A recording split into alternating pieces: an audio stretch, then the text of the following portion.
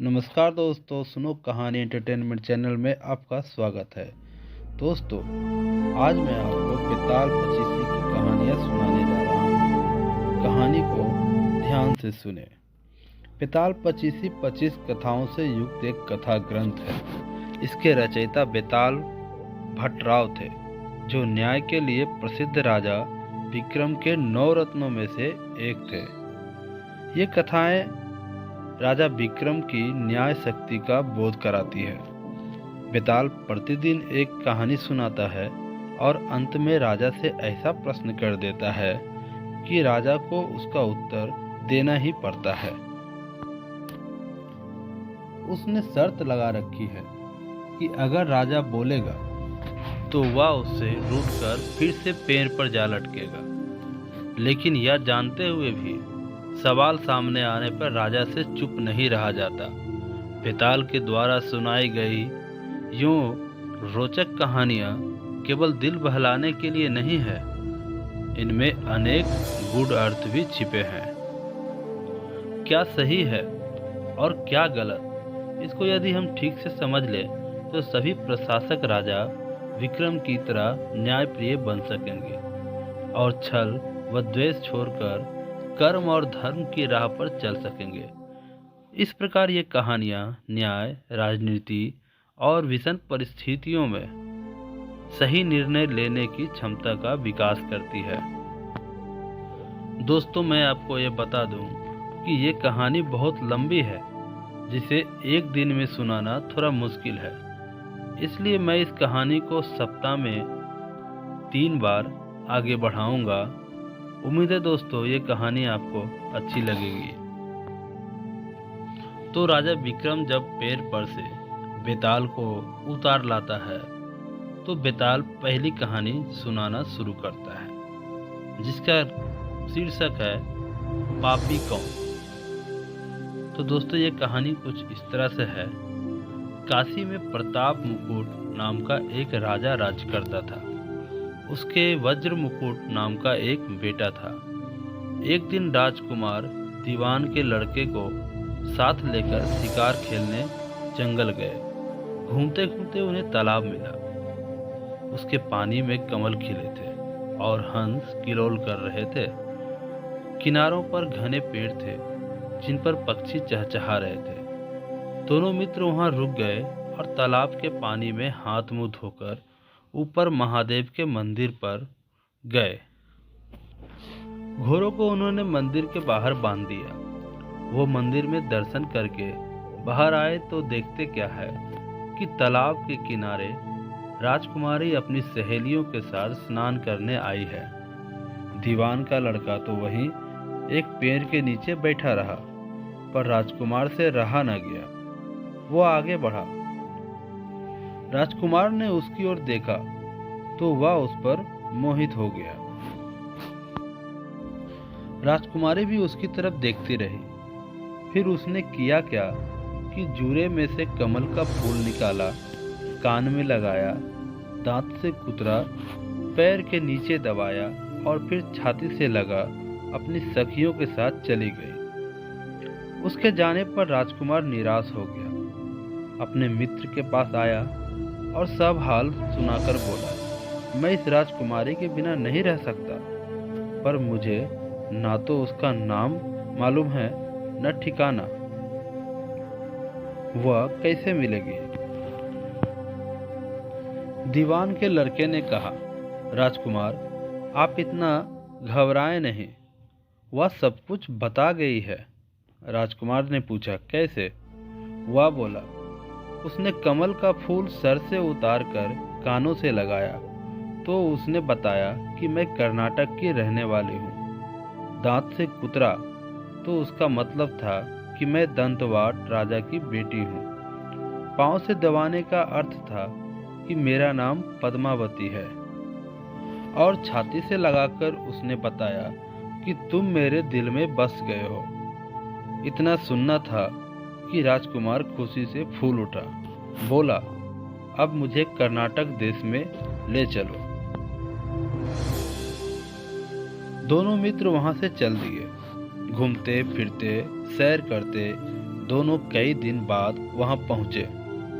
राजा के महल के पास गए तो एक बुढ़िया अपने द्वार पर बैठी चरखा काटती मिली।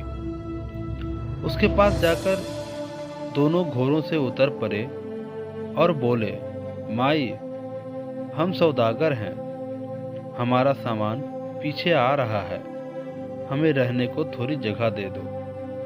उनकी शक्ल सूरत देखकर और बात सुनकर बुढ़िया के मन में ममता उमड़ आई।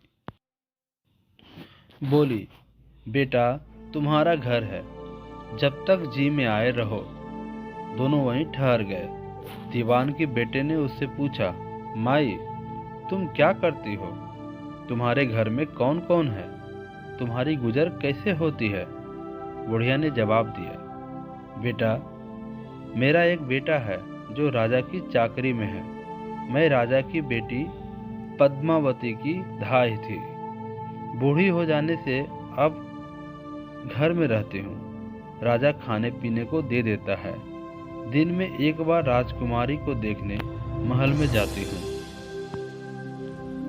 राजकुमार ने बुढ़िया को कुछ धन दिया और कहा, माई, कल तुम वहां जाओ तो राजकुमारी से कह देना कि जेठ सुदी पंचमी को तुम्हें तालाब पर जो राजकुमार मिला था वह आ गया है।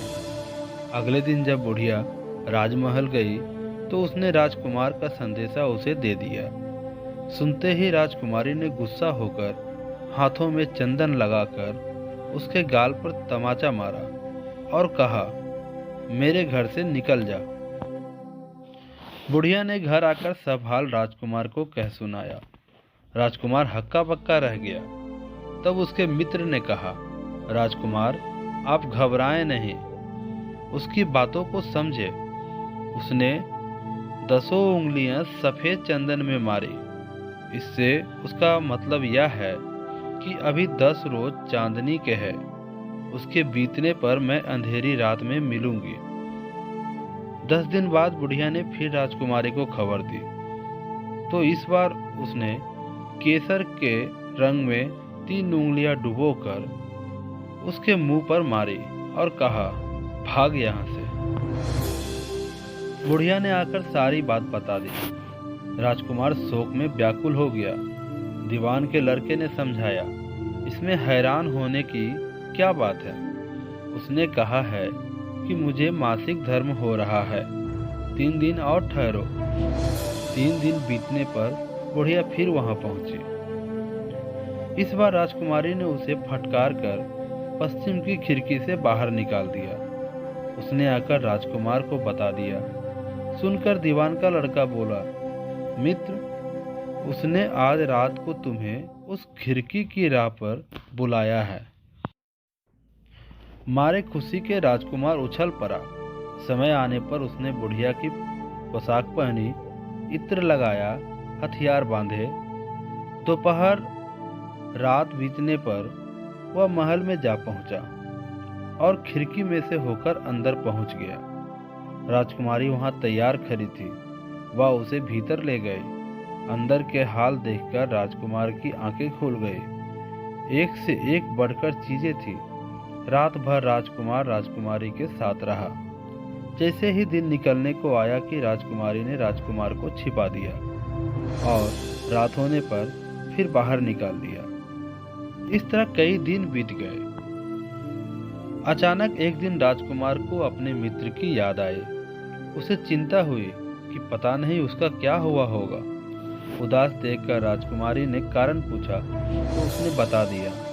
बोला, वह मेरा बड़ा प्यारा दोस्त है, बड़ा चतुर है। उसकी होशियारी ही से तो तुम मुझे मिल पाए हो। राजकुमारी ने कहा, मैं उसके लिए बढ़िया बढ़िया भोजन बनवाती हूँ, तुम उसे खिलाकर तसल्ली देकर लौट आना। खाना साथ में लेकर राजकुमार अपने मित्र के पास पहुंचा। वे महीने भर से मिले नहीं थे। राजकुमार ने मिलने पर सारा हाल सुनाकर कहा कि राजकुमारी को मैंने तुम्हारी चतुराई की सारी बातें बता दी है, तभी तो उसने यह भोजन बनाकर भेजा है। दीवान का लड़का सोच में पड़ गया। उसने कहा, यह तुमने अच्छा नहीं किया।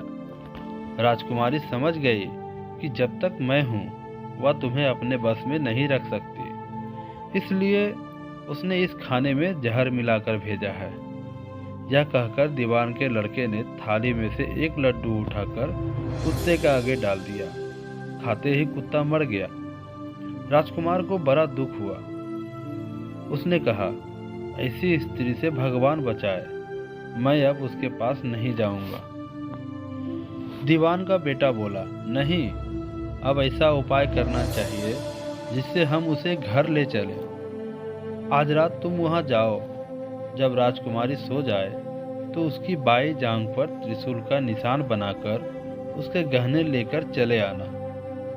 राजकुमार ने ऐसा ही किया। उसके आने पर दीवान का बेटा उसे साथ ले योगी का वेश बनाकर मरघट में जा बैठा और राजकुमार से कहा, तुम ये गहने लेकर बाजार में बेच आओ। कोई पकड़े तो कह देना कि मेरे गुरु के पास चलो और उसे यहाँ ले आना। राजकुमार गहने लेकर शहर गया और महल के पास एक सुनार को उन्हें दिखाया। देखते ही सुनार ने उन्हें पहचान लिया और कोतवाल के पास ले गया।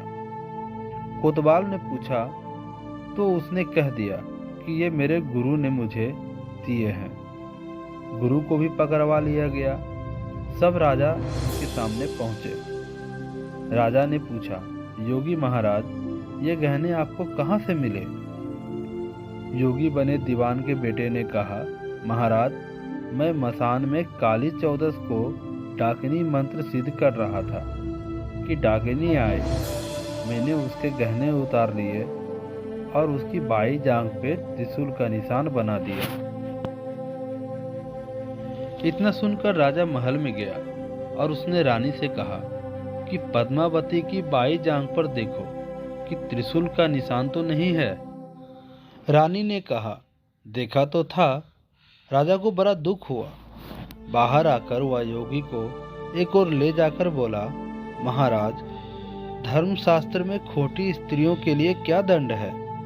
योगी ने जवाब दिया, राजन, ब्राह्मण, गौ, स्त्री, लड़का और अपने आश्रय में रहने वाले से कोई खोटा काम हो जाए तो उसे देश निकाला दे देना चाहिए। यह सुनकर राजा ने पद्मावती को डोली में बिठाकर जंगल में छुड़वा दिया। राजकुमार और दीवान का बेटा तो ताक में बैठा ही था। राजकुमारी को अकेली पाकर साथ ले अपने नगर में लौट आए और आनंद से रहने लगे। इतनी बात सुनकर बेताल बोला, राजन, यह बताओ कि पाप किसको लगा है? राजा ने कहा, पाप तो राजा को लगा। दीवान के बेटे ने अपने स्वामी का काम किया, कोतवाल ने राजा का कहना माना और राजकुमार ने अपना मनोरथ सिद्ध किया। राजा ने पाप किया, जो बिना विचारे उसे देश निकाला दे दिया। राजा का इतना कहना था कि बेताल फिर उसी पेड़ पर जा लटका। राजा वापस गया और बेताल को लेकर चल दिया। बेताल बोला, राजन सुनो, एक कहानी और सुनाता हूँ। दोस्तों, दूसरी कहानी अब अगले भाग में सुनाऊंगा। धन्यवाद।